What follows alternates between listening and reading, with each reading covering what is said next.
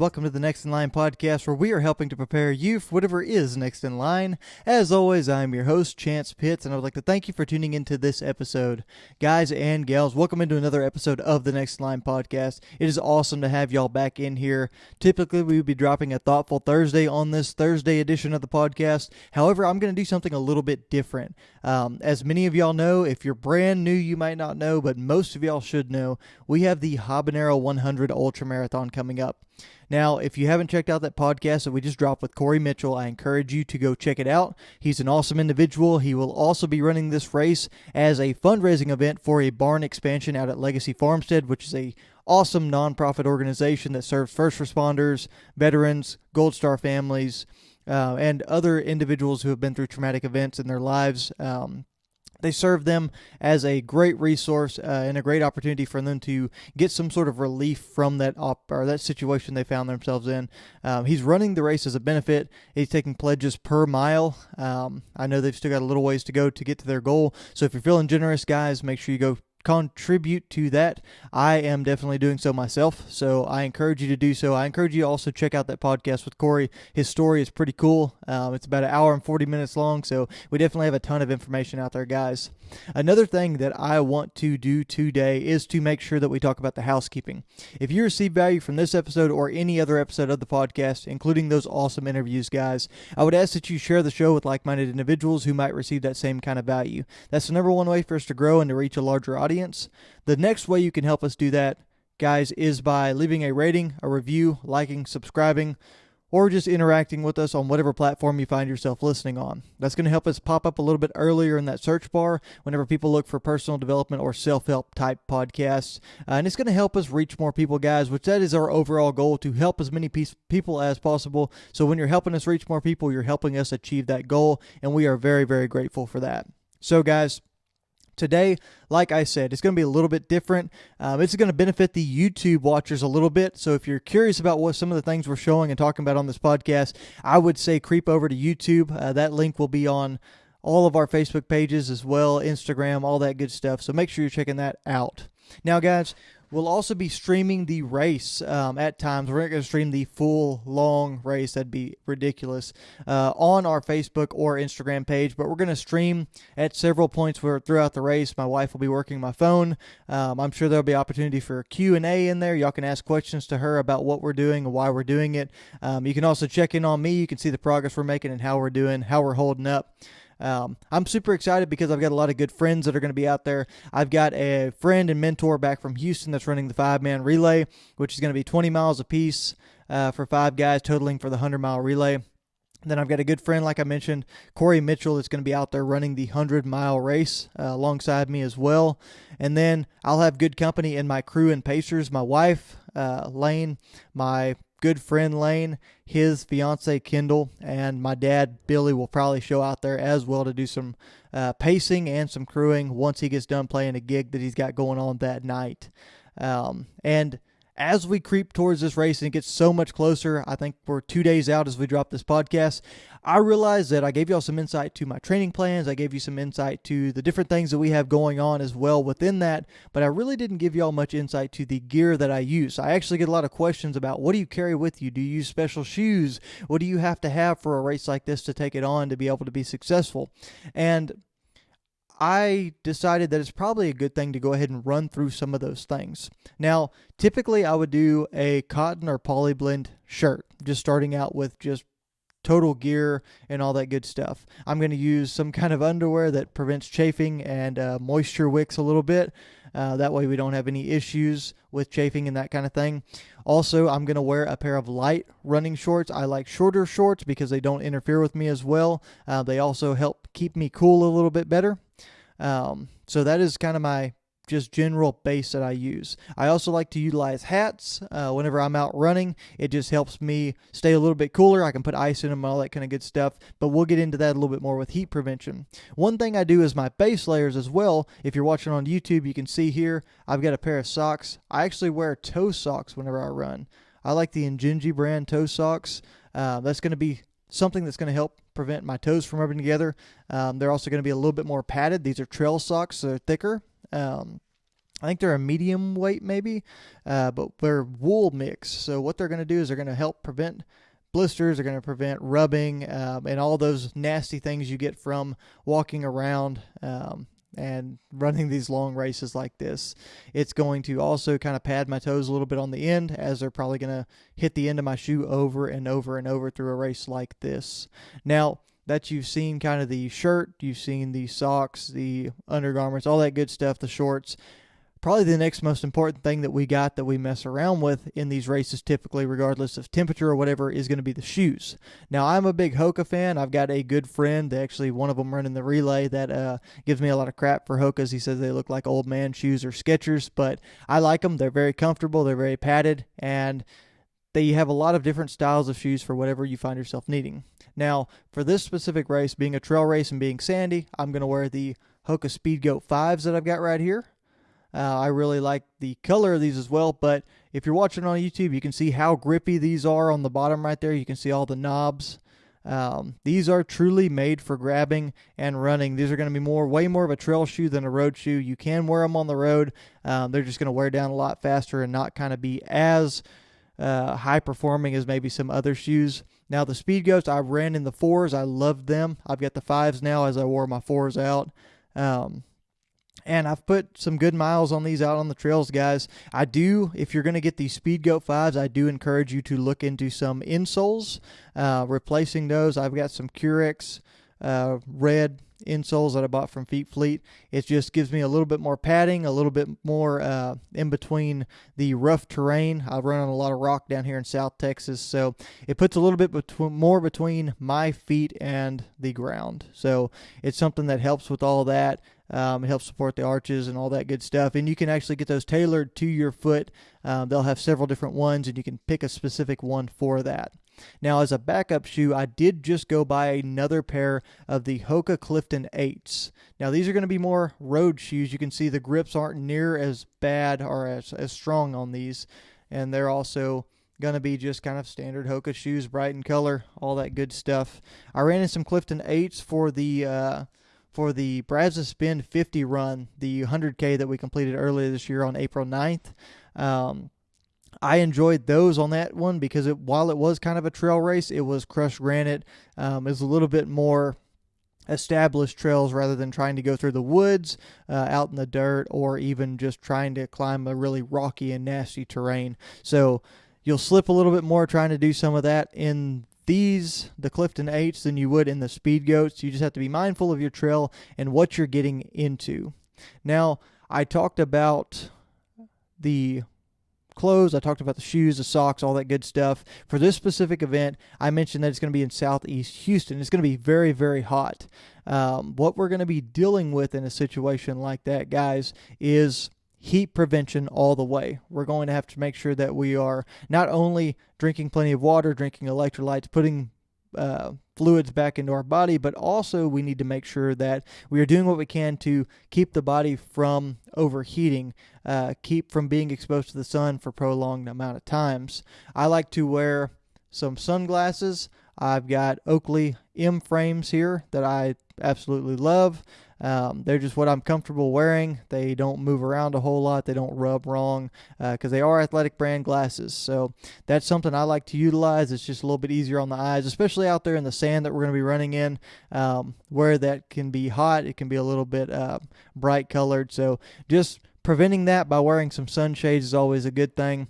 Now, coupled with that, I mentioned I like to wear hats. For this specific event, I'm going to be wearing a hat that has a little bit of a shade protector around the back of the neck, like this. If you can't see it, it's got basically a cape that comes down behind the hat and hangs over the neck to shade the neck. Now, the cool thing about these guys is you can also, or wearing a hat is, like I mentioned, you can stuff ice up in it. It'll help you stay cool. Something like this instead of a floppy brim. I don't like the floppy brims because they typically are a little bit more floppy and they move around a little bit more, so it's kind of hard to prevent them from moving one direction and being exposed to the sun in some regard. So I like this one. It's a little bit more shaped. It's adjustable, and it's got the long drape in the back that allows me to be protected from the sun. Super excited about having that out there on the course. I think it's going to be a game changer. Along with another thing that I've utilized, if you watched our videos in the past, like the competition between Michael Ruiz and myself, whenever we did the biking versus running in that event that we did, we were both wearing sleeves. Now, what these sleeves are going to do is they're going to keep the sun off of our arms as well. It's just a standard white sleeve. These are a little bit tighter than some people like them. I know some people really like to wear them kind of loose, but what you're doing with those, and a lot of times whenever you're running these hot races, you're stuffing those full of ice as well. You've got a lot of large blood vessels that run through your arms and a lot of veins that run through your arms, and whenever you're able to put ice in those things, you're able to cool it down just a little bit, and you're able to help with that blood flow as it comes through, and it'll help regulate your temperature overall. Now, those are just small things that you have to do. You also have to make sure you're taking care of yourself. You got to watch your heart rate when you're out there. You've got to make sure that you're taking in plenty of fluids, and you're just being overall careful. Now, the last piece of gear that I'm going to mention to y'all here before I get into nutrients, fluids, supplements, all that kind of stuff like that, is going to be a headlamp. Now, I've got this Black Diamond headlamp here. I'm not sure which model this one is. I kind of forgot about that, but it is one of the kind of upper end models of what Black Diamond makes without getting into the battery pack ones. And I really, really like this headlamp. It's bright. It's got a few different settings. It's got a red light. It's got a spotlight. And it's got kind of a floodlight on it as well. I like to use a flood setting. The battery lasts a long time on this thing. There's not a whole lot that I have to worry about. I will be bringing a spare along with this specific headlamp just in case anything fails.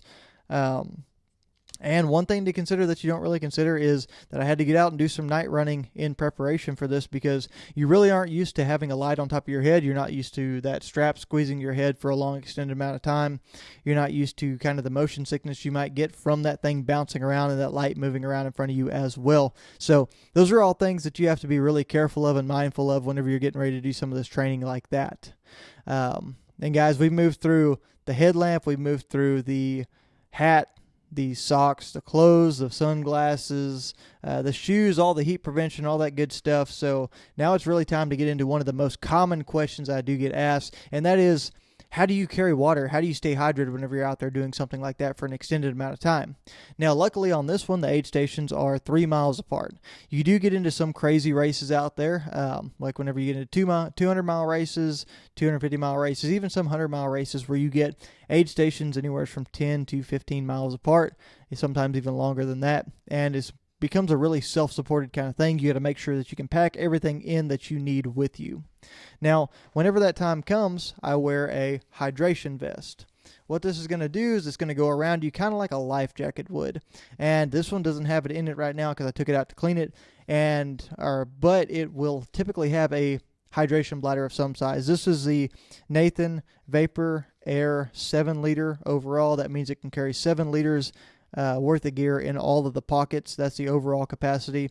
The actual liter capacity for the water is going to be 1.5 liters, which is pretty substantial without getting into one of these large packs that's meant for being self-sufficient out on a long-term race. And I'll pack in several different things into this pack to make it exactly what I need it to be. A few of those things just on the utilitarian side. Obviously, the headlamp typically stays on me in the pack. I'll bring a little bit of extra batteries and that kind of thing as well along with this. I'll carry the hydration bladder in the back that has the 1.5 liters of water. I'll carry a bottle up here, which that is typically a bottle that looks something like this, full of electrolytes or full of some kind of supplement that will help me stay hydrated and fueled as I run this race. Sometimes I do switch to just water whenever I'm really feeling that I need just straight water. But I'll also have gels in here, and then one of the most important things that's often overlooked, and this might be a little bit of TMI for y'all, but I also carry a baggie full of wet wipes in here just in case you run into an emergency. I think most people that run these trail runs and run these long distance races and that kind of thing realize that at some point you got to go when you got to go, right? So I do carry wet wipes in here just to make that process a little bit easier and simpler and a little bit more pleasant whenever you're out there stuck in the woods. So that is a small piece of gear that I do pack in. Sometimes I'll carry a little knife in here if I'm needing a little knife or something if I'm going out on my own for a long time. And and just whatever else might be needed. I know some people carry like basically pepper spray for dogs in there whenever they're running solo runs just around neighborhoods and that kind of thing. There's a million things you can do. And like I said, there's, I think, 3 pockets on each side of this vest. So whenever you really get into it, there's a ton of storage space that you can utilize in this thing.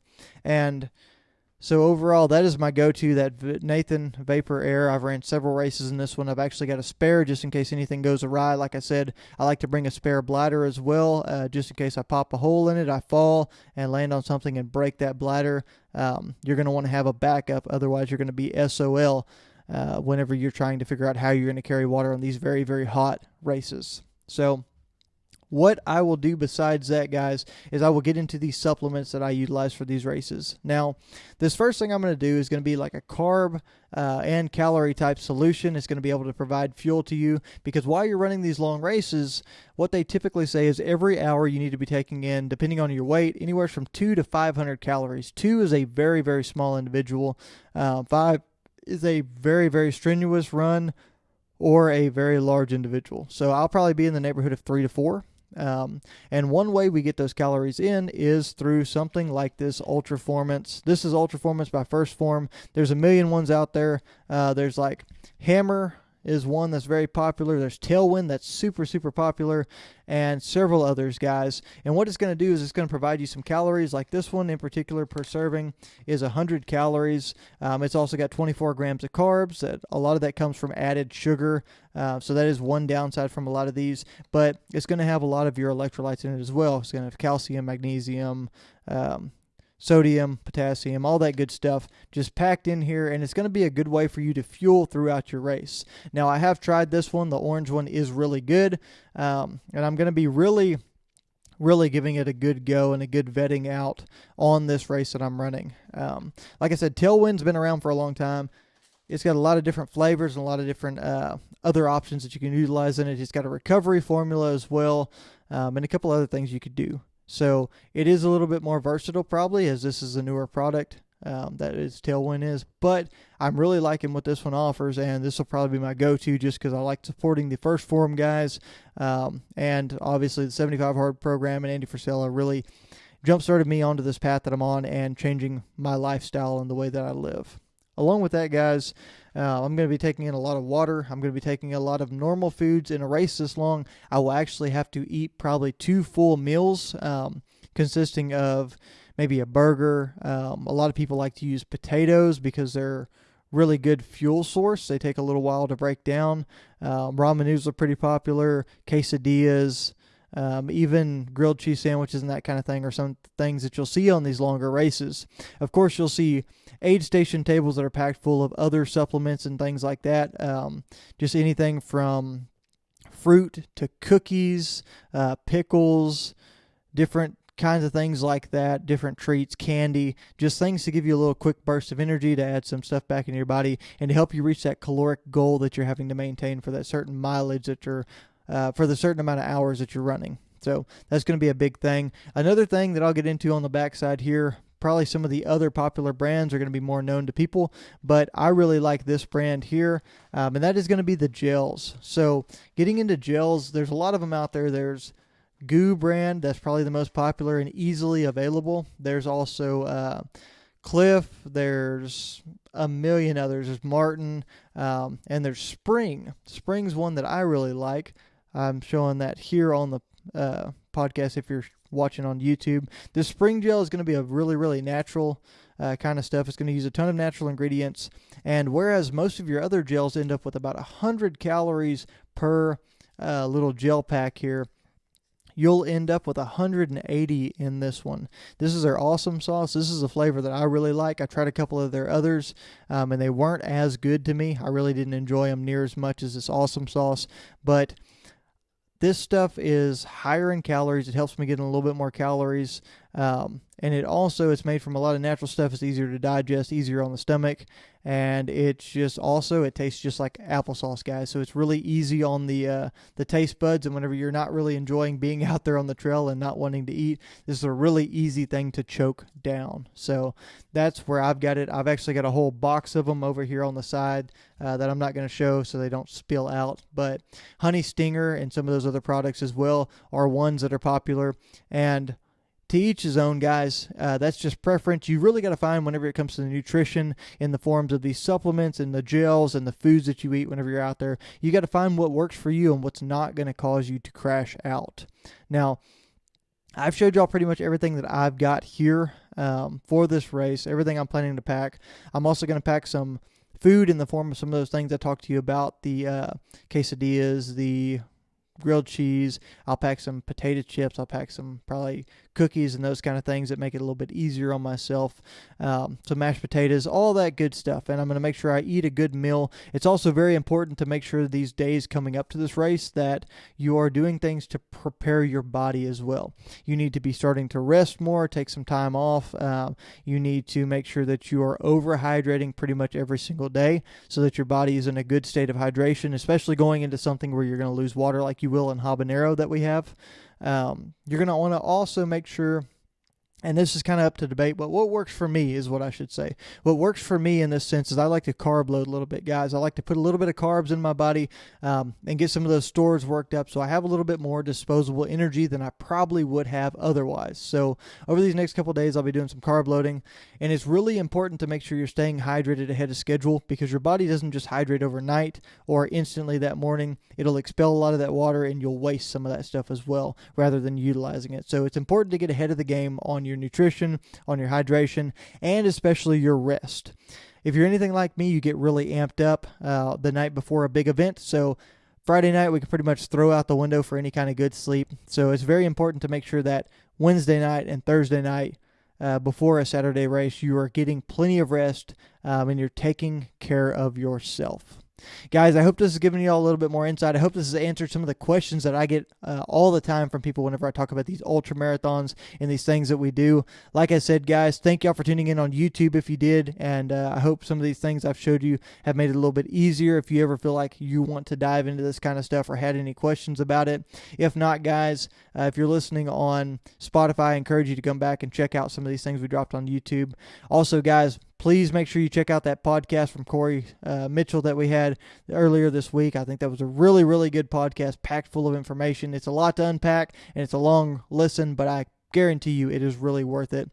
Now, guys, also, last thing I'm going to say, and I'm going to repeat this one time, make sure that you check us out on Facebook, Instagram, TikTok, at Next in Line Development. Somewhere between Facebook and Instagram, we will have the live streams going from time to time. I don't know how long they'll be or whatnot, but my wife's going to handle them. I'm going to give her full reign on that deal, and we're just going to kind of see how it goes. So whatever questions you have, whatever check-ins you want to do with us, if you just want to keep up with all the action and the excitement of a 100-mile race, if it's something you've never seen before, by all means, please, please, please check us out there. Share it with your friends. Get the word out there. I'm just a normal guy that decided one day to make a change in his life, to lose some weight and really start pushing himself mentally. And that's how I ended up running these ultra marathons. And I want to share that with you. I want to share that with people. And I want to give them the encouragement that they need to accomplish the hard things that are in their life. Now, guys, thank y'all for tuning into this episode. I'm sorry it wasn't a Thoughtful Thursday, but I think we got a little bit thoughtful on this Thursday anyway. So, guys, make sure y'all have an awesome day. Get ready for this weekend. Go out and kill it. And always be prepared for whatever is next in line.